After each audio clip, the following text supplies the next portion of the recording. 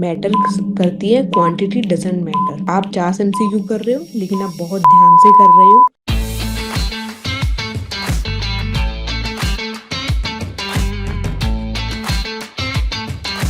How many MCQs should be practiced daily for effective preparation of NORCET exam? देखो, quality matter करती है, quantity doesn't matter.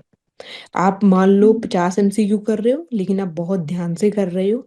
आप हर एक question को 2 बार read कर रहे हो, ऑप्शंस को अच्छे से पढ़ रहे हो, तो वो ज्यादा बेनिफिशियल है। देखो, एमसीक्यू प्रैक्टिस करने से मतलब क्या है? एमसीक्यू प्रैक्टिस इसलिए करते हैं, पहली चीज, आप अपनी थ्योरी को अप्लाई कर रहे हो एमसीक्यू में, जो आपने पढ़ा है।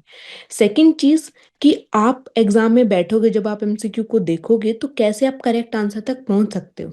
इसके लिए हर इंसान की जो अप्रोच होती है ना, वो अलग अलग होती है।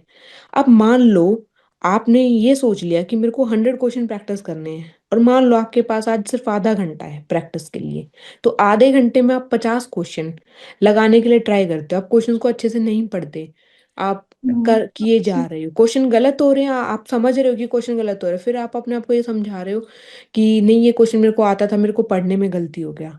जब आप यहाँ पढ़ने में गलती कर रहे हो, तो आप वहां पर कैसे उम्मीद कर सकते हो कि इतने एनजाइटी, दिमाग के ऊपर प्रेशर, क्योंकि माइंड में एक तरफ ये चलता रहता है कि प्री क्वालिफाई हो गया नहीं होगा, मुझे मेंस में बैठने का चांस मिलेगा नहीं। आपके साइड वाले ने ये बता दिया कि मैं ऑलरेडी एम्स में सेलेक्टेड हूँ।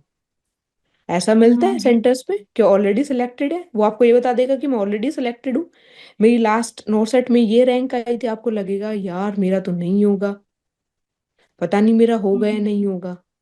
तो उस प्रेशर में आप कैसे सॉल्व कर पाओगे? तो इसीलिए बेशक 50 MCQ सोल्व करो, चाहे 25 MCQ सोल्व करो, सोल्व ऐसे करो, क्वेश्चंस को 2 बार रीड करो, और पहले दिमाग में सोचो एग्जामिनर क्या पूछना चाहता है, फिर आप बाकी ऑप्शंस की तरफ मूव ऑन करो।